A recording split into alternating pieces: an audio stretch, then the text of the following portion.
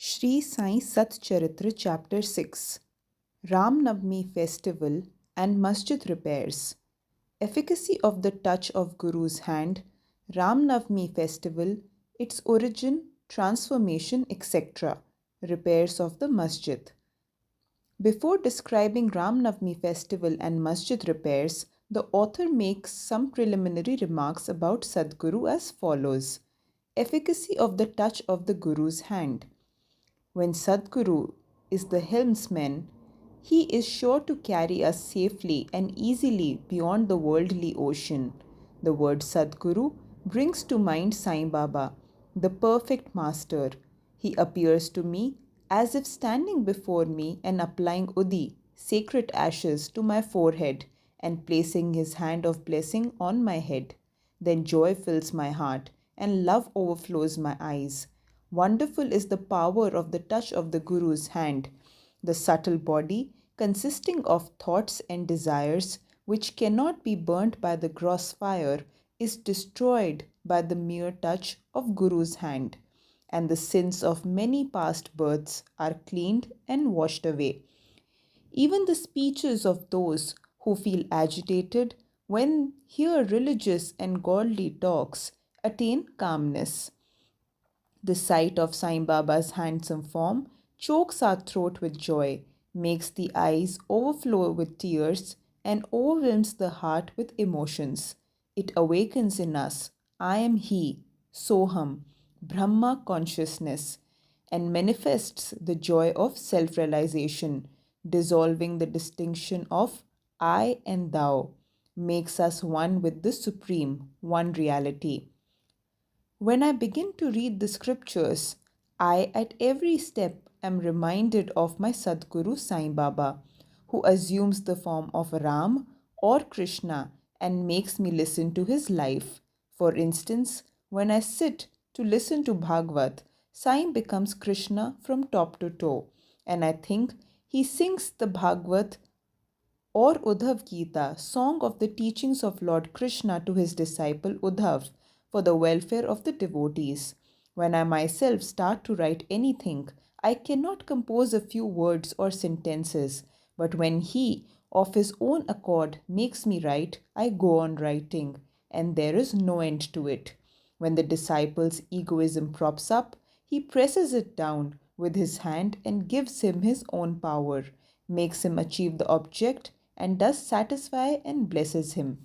If anyone prostrates before Sai, surrenders his heart and soul to him, then all the chief objects of the life, dharma, righteousness, artha, wealth, kama, desire, and moksha, deliverance, are attained easily and unsolicitedly. Four paths, which are karma, jnana, yoga, and bhakti, lead us separately to God. Of these, the path of bhakti is full of pits and ditches and thus difficult to traverse.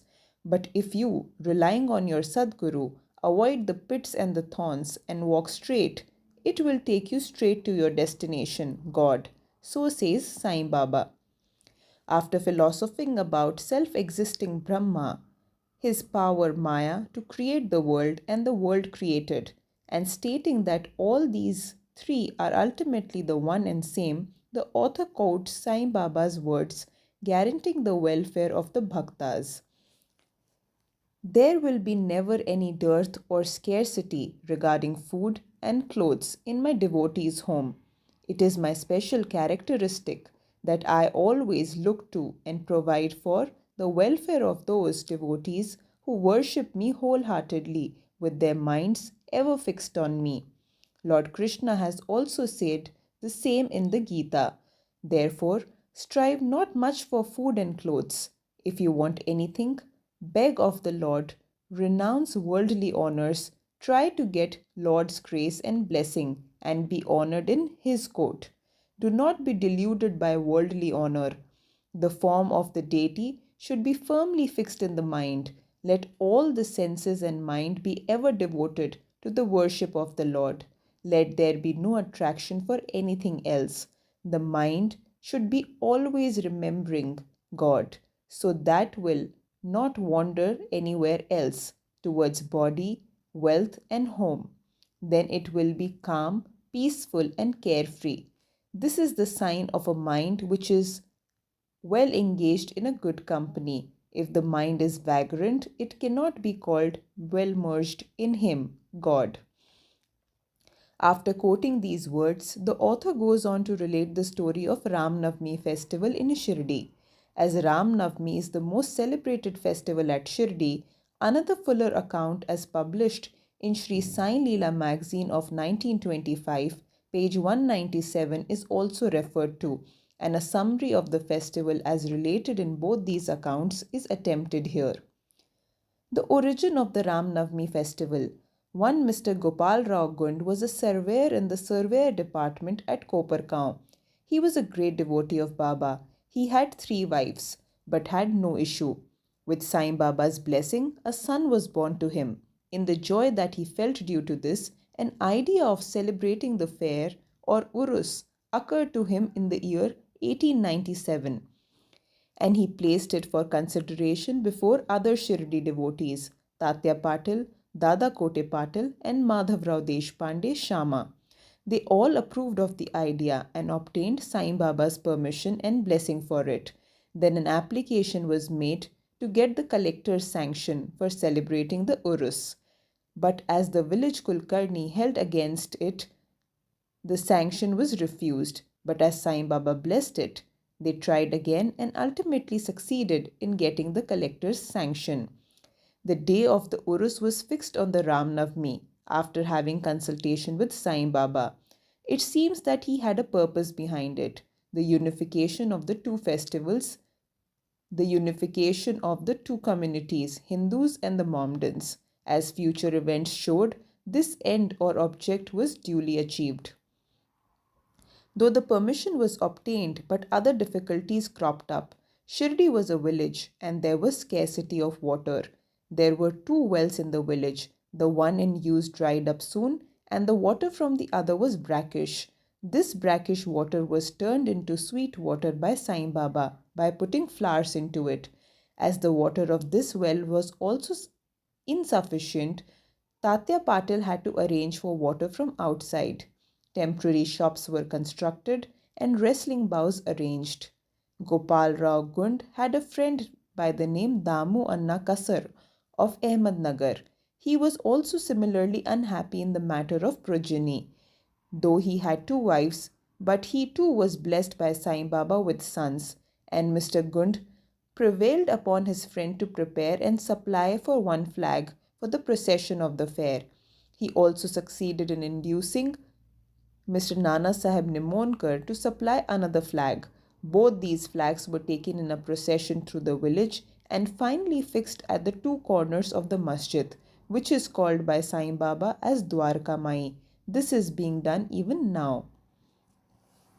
The Sandal Procession. There was another procession which was started in the fair, the Sandal Procession.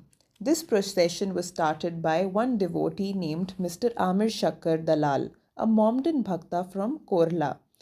This procession is held in the honor of great Muslim saints. Sandal, either chandan paste and scrapings are put in a thali, which is a flat dish, with incense burning before them, and carried in a procession to the accompaniments of band and music through the village. And then after returning to the masjid, the contents of the dishes are thrown on the nimbar, niche and walls of the masjid. This work was managed by Mr. Amir Shakkar for 3 years and then afterwards by his wife.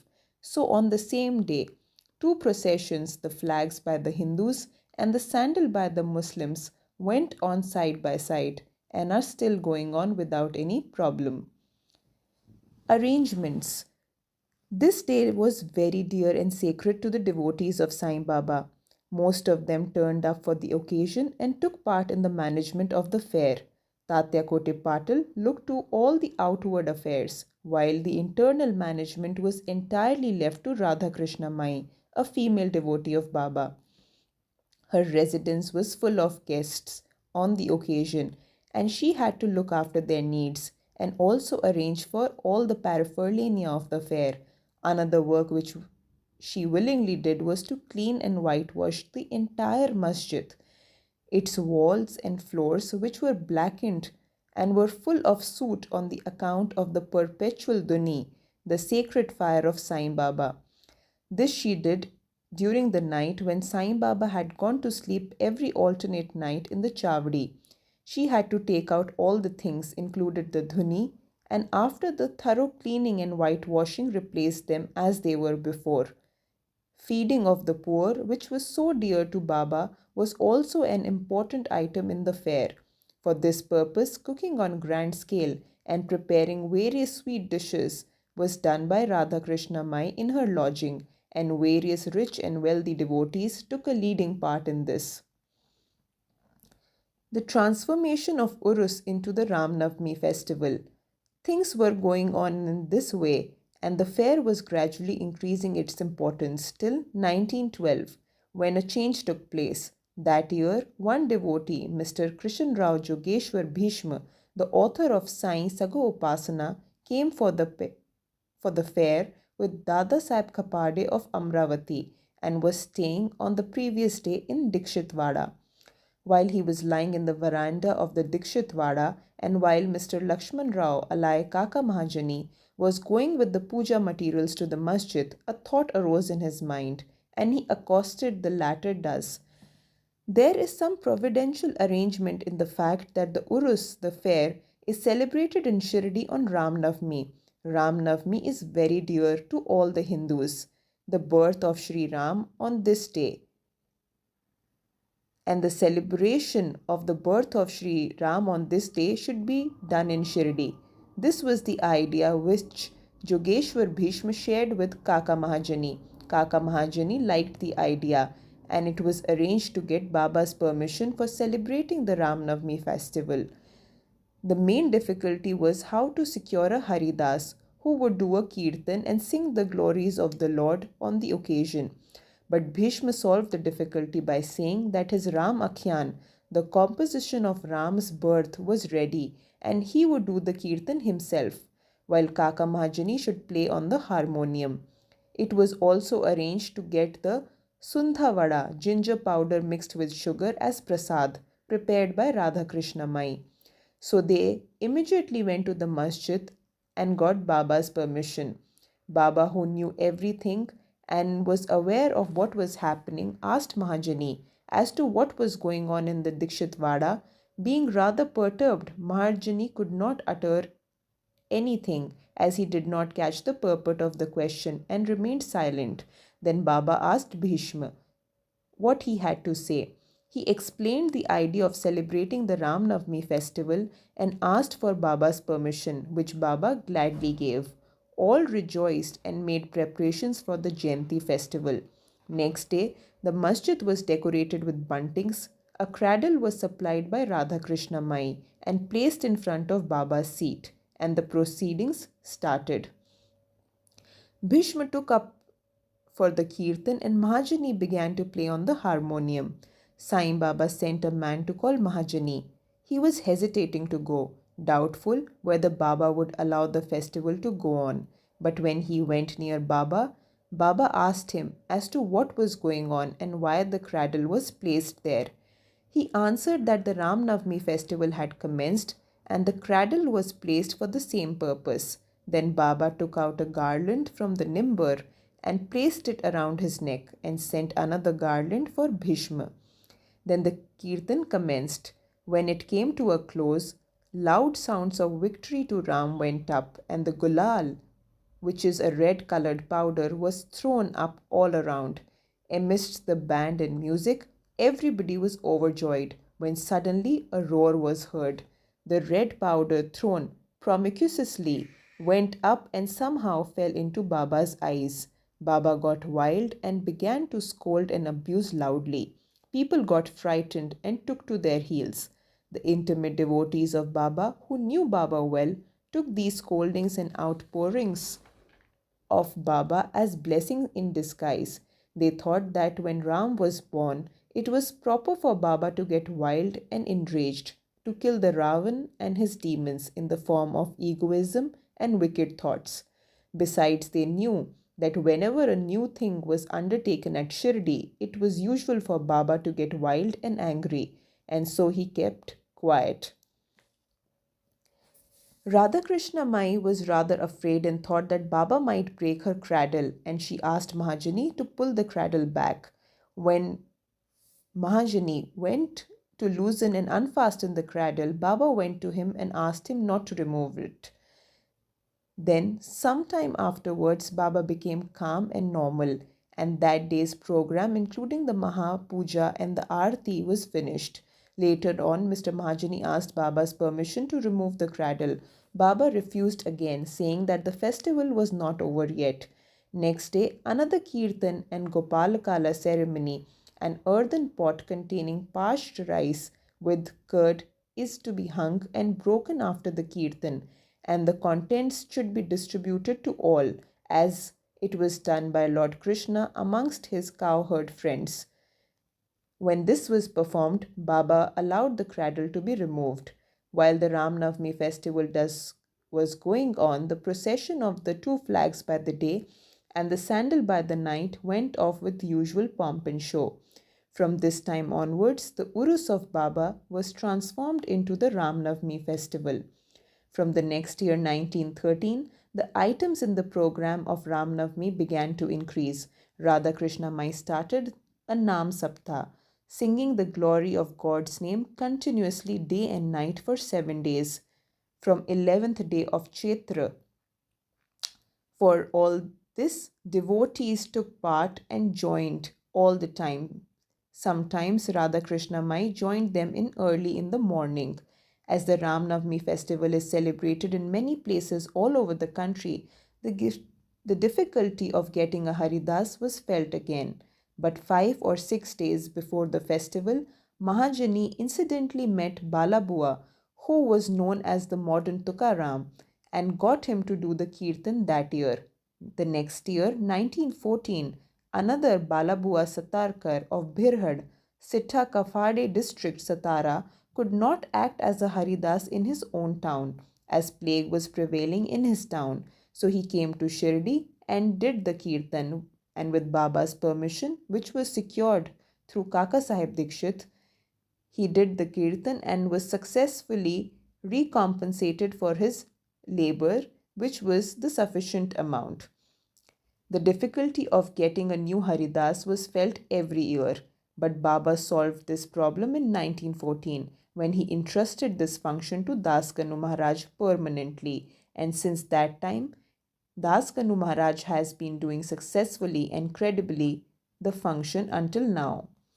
Since 1912, the festival began to grow gradually year by year. From 8th to 12th Chaitra, Shirdi looked like a beehive of men. Shops began to increase. Celebrated wrestlers took part in wrestling bouts. Feeding of the poor was also done on a grander scale. Hard work and sincere efforts of Radha Krishna Mai turned Shirdi into a Sansthan state. Paraphernalia increased. A beautiful horse, a palanquin, chariot were presented. Elephants were also sent in the procession. Though all this paraphernalia increased enormously, Sai Baba ignored all these things and maintained his simplicity and modesty as before. It is to be noted that both the Hindus and the Mohammedans have been working in unison in both the processions during the entire festival, which is the flag by the day by the Hindus and the sandal procession by the Mohammedans in the night. And there has been no confrontation, no quarrel between them all so far. First 5 to 7,000 people used to gather for the fair, but the figure went up to 75,000 in some year. Still, there was no outbreak of any epidemic disease nor any riots worth the name during the past so many years. Repairs to the masjid. Another important idea occurred to Gopal Gund. Just as he started the Urus or the fair, he thought that he should repair and renovate the masjid. So, in order to carry out the repairs, he collected stones and dressed them. But this work was not assigned for him. This was reserved for Nana Sahib Chandorkar and the pavement work for Kaka Sahib Dikshit.